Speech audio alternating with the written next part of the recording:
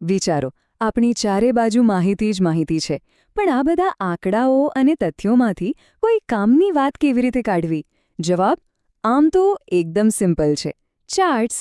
ચાલો ત્યારે આજે એ જ જોઈએ કે કેવી રીતે આ સાદા દેખાતા ચાર્ટ્સ ગૂંચવાયેલી માહિતીને એકદમ સ્પષ્ટ અને મજેદાર વાર્તામાં ફેરવી નાખે છે.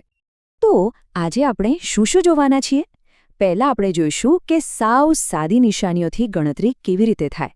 પછી એ નિશાનીઓને ચિત્રોમાં કેવી રીતે ફેરવવી. ત્યાંથી આપણે જોઈશું કે એક આખી વાર્તાનો નાનો ટુકડો કેવી રીતે સમજવો અને પછી સમય સાથે જે વિકાસ થાય એ ચાર્ટ્સમાં કેવી રીતે બતાવવો. અને છેલ્લે આપણે એ સમજીશું કે આ માહિતી, આ ડેટા આખરે આપણી પોતાની વાર્તા કેવી રીતે કહે છે. ચાલો એક સિમ્પલ સવાલથી શરૂઆત કરીએ. માની લો કે એક રૂમમાં ઘણા બધા લોકો છે અને આપણે જાણવું છે કે કોને કયું પાળતું પ્રાણી સૌથી વધુ ગમે છે. તો શું કરીશું? કેવી રીતે ફટાફટ ગણતરી કરીશું? આ જ સવાલ આપણને માહિતીને ગોઠવવાની સૌથી પહેલી અને કહી શકાય કે પાયાની રીત તરફ લઈ જાય છે. તો પહેલું સ્ટેપ શું છે? ગણતરી, ઓર્ગેનાઇઝેશન. અને એના માટે આપણે એકદમ બેઝિક, સૌથી જૂની અને સરળ રીતથી શરૂઆત કરીશું. અને એ છે ટેલીમાર્ક્સ, એટલે કે આવૃત્તિ ચિહ્ન. જુઓ, આ છે ટેલીમાર્ક. લાગે એકદમ સિમ્પલ ને? પણ આ નાનકડી નિશાની બહુ જ કામની છે. સિસ્ટમ એકદમ સરળ છે. 4 ઊભી લાઈન અને 5મી લાઈન આડી. બસ બની ગયું 5નું ગ્રુપ. આનાથી શું થાય? મોટી મોટી ગણતરીઓ ફટાફટ થઈ જાય અને ભૂલ પડવાની શક્યતા પણ ઓછી. આપણે જે પાલતુ પ્રાણીઓની વાત કરતા હતા એનું જ એક ઉદાહરણ જોઈએ. આ યામિનીનું એક નાનું સર્વેક્ષણ છે. એણે એના ક્લાસના મિત્રોને પૂછ્યું કે કોને કયું પ્રાણી ગમે છે અને એને ટેલીમાર્ક્સથી નોંધી લીધું. અને જુઓ, પરિણામ તરત જ દેખાઈ આવે છે. બિલાડીને મળ્યા 24 મત, સસલાને 10 અને કૂતરાને પૂરા 32. મતલબ કે કૂતરા સ્પષ્ટપણે સૌથી વધુ પોપ્યુલર છે. હવે ટેલીમાર્ક્સ ગણવા માટે તો બરાબર છે, પણ એમાં એક નાની તકલીફ છે. આપણે એ તો જાણી લીધું કે કૂતરા જીત્યા, પણ કેટલા મોટા માર્જિનથી? શું એક નજર નાખતા જ ખબર પડે છે? ના, એના માટે તો આંકડા જોવા જ પડે. એટલે જો આપણે તરત જ સરખામણી કરવી હોય તો કંઈક એવું જોઈએ જે આંખોને તરત જ દેખાઈ જાય, કંઈક વિઝ્યુઅલ. અને અહીંથી જ આપણી વાર્તામાં એન્ટ્રી થાય છે ચાર્ટ્સની. ચાલો હવે આ નિશાનીઓ અને આંકડાઓને ચિત્રોમાં ફેરવીએ. આપણે વાત કરીશું બાર ચાર્ટ્સની, જે સરખામણીને એકદમ સહેલી બનાવી દેશે. ચાલો એક બીજું ઉદાહરણ લઈએ. આ ટેબલમાં કેટલાક શહેરો અને એમનું તાપમાન આપેલું છે.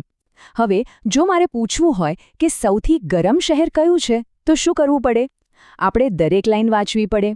38, 33, 28, 22 અને પછી નક્કી કરવું પડે. થોડો સમય તો લાગે, બરાબર? પણ શું આ માહિતીને વધુ સારી રીતે રજૂ કરી શકાય? ચોક્કસ. આ જુઓ, એ જ માહિતી પણ હવે એક બાર ચાર્ટમાં. હવે કશું વાંચવાની જરૂર છે? ના. આપણી નજર સીધી સૌથી ઊંચા બાર પર જાય છે. 1 સેકન્ડમાં જ ખબર પડી જાય કે ભાઈ જેસલમેર સૌથી ગરમ છે. આ જ તો તાકાત છે વિઝ્યુઅલ ડેટાની. સરખામણી એકદમ આસાન. સારું, તો બાર ચાર્ટ અલગ અલગ વસ્તુઓની સરખામણી કરવા માટે બેસ્ટ છે. પણ જો આપણે એ જાણવું હોય કે કોઈ એક આખી વસ્તુના કેટલા ભાગ છે અને કયો ભાગ કેટલો મોટો છે, જેમ કે એક પિઝાની સ્લાઇસ, એના માટે આપણને એક અલગ પ્રકારનો ચાર્ટ જોઈએ. અહીં એક બીજું સર્વેક્ષણ છે. આમાં એ જાણવાની કોશિશ કરવામાં આવી છે કે વિદ્યાર્થીઓ ઘરે કયા કયા કામમાં મદદ કરે છે. આંકડાઓ તો આપણી સામે છે, જેમ કે 47 વિદ્યાર્થીઓ બજાર જાય છે, 25 રસોઈમાં મદદ કરે છે વગેરે. પણ આખી વાર્તાને એક ઝટકામાં સમજવા માટે આને પણ વિઝ્યુઅલ બનાવવું પડશે. આ સર્વેમાં કુલ 100 વિદ્યાર્થીઓનો સમાવેશ થાય છે, એટલે કે આપણું આખું એટલે કે હોલ છે 100. હવે જોઈએ કે આ 100 વિદ્યાર્થીઓનું ગ્રુપ અલગ અલગ કામોમાં કેવી રીતે વહેંચાયેલું છે. અને આ રહ્યું એનું વિઝ્યુઅલ રિપ્રેઝન્ટેશન, એક ડોનટ ચાર્ટ. વાર્તા હવે એકદમ સાફ છે, કોઈ આંકડા વાંચવાની જરૂર નથી. સૌથી મોટો ટુકડો જુઓ, લગભગ અડધો ચાર્ટ.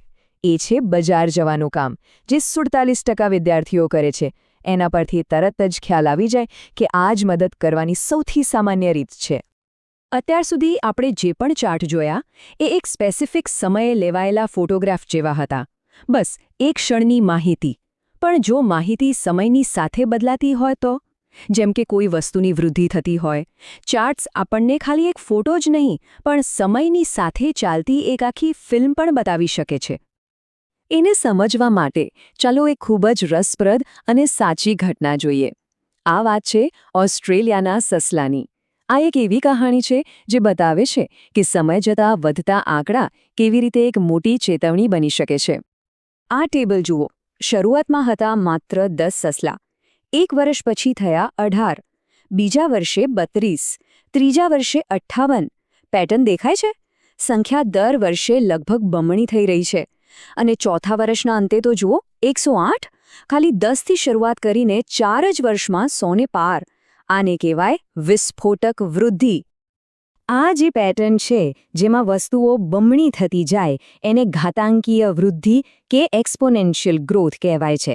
અને યાદ રાખજો, આ ખાલી આંકડા નથી. આ એક વાસ્તવિક પર્યાવરણીય ચેતવણી છે. એ બતાવે છે કે કેવી રીતે એક નાનકડી દેખાતી સમસ્યા જો ધ્યાન ન અપાય તો કાબૂ બહાર જઈ શકે છે. સારું, તો આપણે ગણતરી, સરખામણી અને સમય સાથે થતા ફેરફારોની વાત કરી. પણ શું માહિતી માત્ર આંકડાઓ વિશે જ હોય છે? ના, માહિતી આપણા વિશે, આપણા સંબંધો અને આપણા પરિવારો વિશે પણ હોઈ શકે છે. આપણે સૌ પરિવાર વૃક્ષ એટલે કે ફેમિલી ટ્રી વિશે જાણીએ છીએ. પણ શું આપણે ક્યારેય વિચાર્યું છે કે એ પણ એક પ્રકારનો ચાર્ટ જ છે? એમાં આંકડા નથી, પણ સંબંધો છે. એ પેઢી દર પેઢીના જોડાણને એકદમ સ્પષ્ટ રીતે બતાવે છે.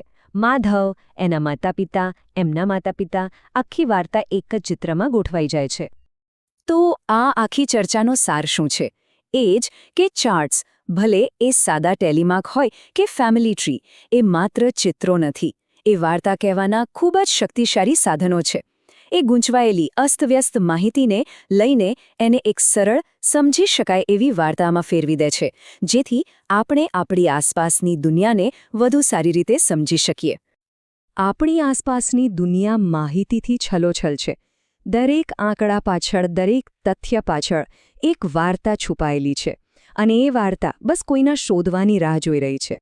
તો સવાલ એ છે કે હવે પછી આપણને કઈ વાર્તા જોવા મળશે?